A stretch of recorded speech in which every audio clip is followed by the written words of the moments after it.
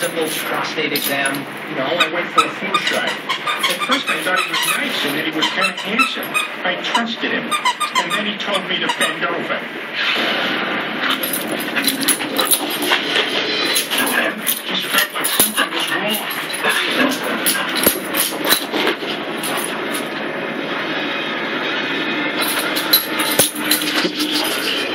I tried to get him to stop, but he kept saying, relax, I'm a doctor. This is ridiculous. That never happened. Sit down, you rapist. Oh, I'm sorry. I'm supposed to. Go ahead. And that's when things got bad.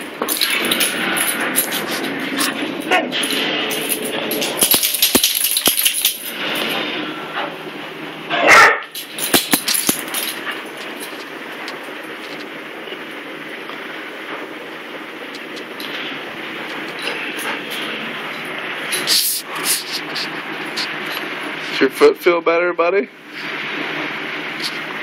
Does your foot feel better?